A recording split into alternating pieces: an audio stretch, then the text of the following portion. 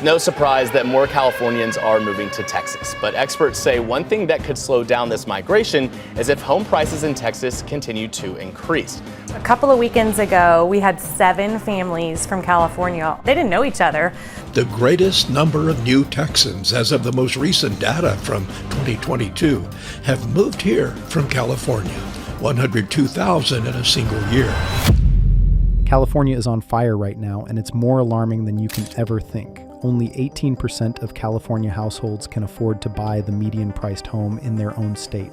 18%. That means 82 out of every 100 California families are priced out of the market they live in. Not because they are poor, not because they have bad credit, but because the math of California homeownership in 2026 is simply broken beyond repair for most working people. And the consequence of that broken math is a human migration on a scale this country hasn't seen in decades. More than 100,000 Californians move to Texas every single year, packing up their lives and driving east across the desert, not because Texas is perfect, but because California has made staying impossible for families who refuse to spend their entire income on a roof. We've got the data from the U.S. Census, Redfin, the California Association of Realtors, IRS migration records, and California's own legislative analyst's office to prove what is actually driving this, who is really leaving, and this is the part most people completely miss, what is now starting to happen to the Texas markets that absorbed all of these people. Because that story has a twist nobody saw coming.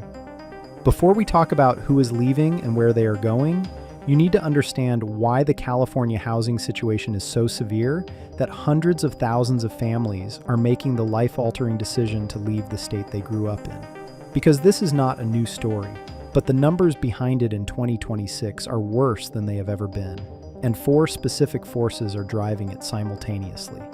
First, the median California home price is forecast to hit $905,000 in 2026, a new all-time record, according to the California Association of Realtors. To afford that home at a 6% mortgage rate with 20% down, you need a household income of at least $213,200 per year. The actual median California household income is around $80,000. That is a gap of over $133,000 between what it costs to own and what most people earn.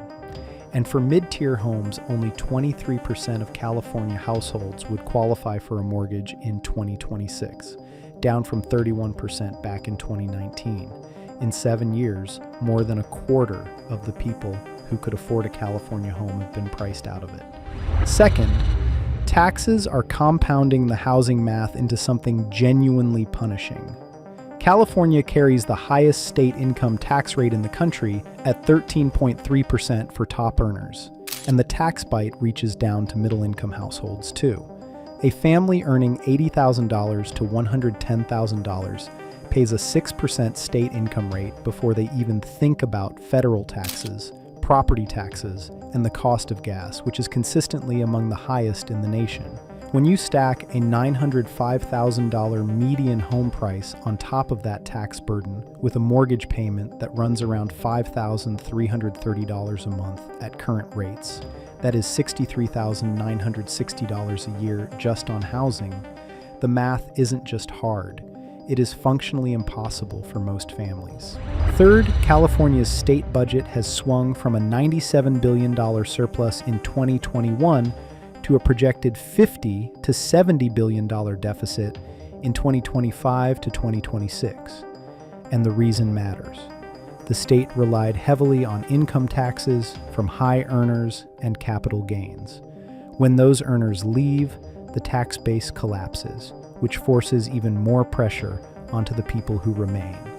It is a fiscal spiral, and the people feeling it most are the working and middle-class families who cannot afford to buy, can barely afford to rent, and are watching their purchasing power shrink every year they stay.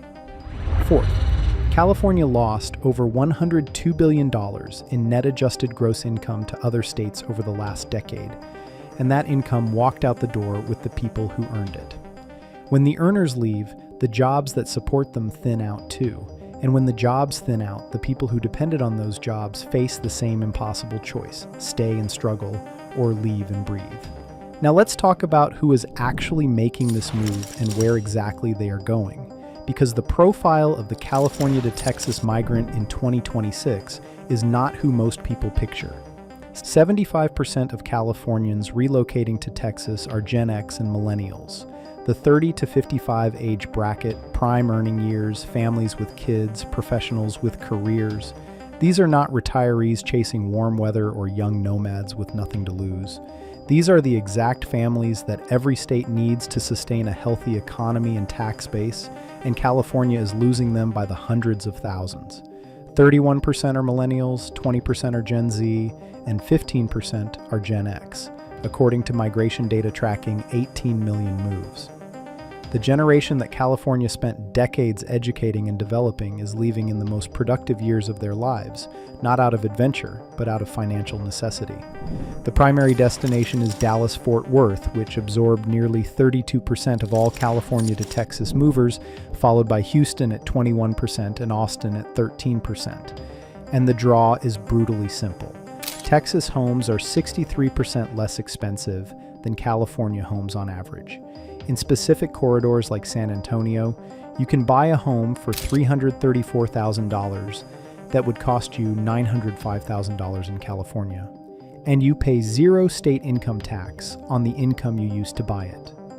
For a family earning $120,000 a year, moving from California to Texas can free up $800 to $1,200 a month in combined tax and housing savings. That is not a lifestyle choice. That is a financial rescue. And it's not just families making this move. Major corporations have been following the same math: Tesla, SpaceX, Oracle, Chevron, John Paul Mitchell Systems, Realtor.com, and Public Storage, which just relocated its corporate headquarters from Glendale, California to Frisco, Texas in early 2026, ending more than 50 years in the state, have all made the move. The Tax Foundation ranks California 49th in its Business Tax Climate Index, 49th out of 50 states, while Texas consistently ranks among the most business-friendly environments in the country. When the companies leave, their employees follow. When their employees follow, the families who support those employees follow. The California to Texas pipeline is not one thing. It is a cascading chain reaction. Here is where the story gets genuinely complicated. And this is the part nobody talks about. The Californians who moved to Texas in 2021, 2022, and 2023 did something that changed the Texas housing market permanently. They arrived with California equity, money from selling homes that had appreciated 40 to 60% during the pandemic boom. And they bought Texas homes with cash or with enormous down payments, pushing prices in Austin, Dallas, and surrounding suburbs to levels that local Texas families couldn't compete with. Austin's median home price hit $550,000 at its peak. San Antonio surged. DFW went vertical. And now, in 2026, those same markets are correcting hard. Austin home values are down 27.8% from their 2022 peak, the steepest correction of any major metro in the country. Dallas-Fort Worth is down 4.1% year over year, the sharpest correction among major Texas metros. And new Redfin analysis shows year-over-year price declines across all of Texas's major housing markets as of April 2026, every single one. Texas housing inventory surpassed 565,000 new listings in 2025, a new record. And home sales fell 8% year over year heading into 2026. The state that absorbed California's exodus is now grappling with its own affordability reckoning, fueled in part by the very wave of migration it welcomed. That is the twist nobody saw coming when the U-Haul trucks started rolling east. So what does all of this mean for you right now, depending on where you sit? If you are in California and you are weighing whether to make this move, run the full numbers before you decide, not just the sticker price comparison. Yes, Texas homes are dramatically cheaper than California homes, but Texas property taxes are among the highest in the country, averaging 1.6 to 2.5% of assessed value annually, which can add $5,000 to $8,000 a year on a $350,000 home. Texas has no state income tax but a maximum sales tax of 8.25%. And homeowners insurance in Texas, particularly in Houston and along the coast, has risen sharply in recent years. The savings are still real and substantial for most families, but the math is more nuanced than the headline suggests. If you are already in Texas and you bought in 2021 or 2022 near the peak, understand that you are now sitting in a market that is correcting. Austin buyers from that period are sitting on significant paper losses. DFW buyers are navigating the steepest year-over-year drop of any major Texas metro. This is not a crisis. Texas has not experienced anything like Florida's insurance-driven collapse. But it is a market that requires patience, not panic, and accurate current valuations, not 2022 Zillow estimates. And if you are a buyer looking at Texas right now, this is genuinely one of the better entry windows in years. Houston is posting 3.2% year-over-year price growth, the only major Texas metro still in positive territory, and remains the most affordable major city in the state. DFW's correction has opened up neighborhoods that were completely inaccessible 18 months ago, and sellers across the state are offering rate buydowns and concessions they would have laughed at during the boom. If the numbers make sense at today's prices, today's property taxes, and today's insurance costs, not 2022's, that is the calculation worth making. Here is the bottom line. California's housing crisis is not going to resolve itself in 12 months or 24 months. The LAO's own analysis projects that only 23% of households will qualify for a mid-tier mortgage in 2026, down from 31% in 2019, and nothing in the current policy environment is changing that trajectory fast enough to matter for families making decisions right now. The people who are leaving are not giving up on California. They are making a rational financial decision that no amount of sentiment can override. And the ripple effects of that decision are now reshaping housing markets from Sacramento to Dallas in ways that will play out for years. Drop a comment and tell us, are you one of the people who made this move, or are you considering it? What does the math look like in your situation? Real stories from real people shape this community. Subscribe for weekly data-driven breakdowns like this one.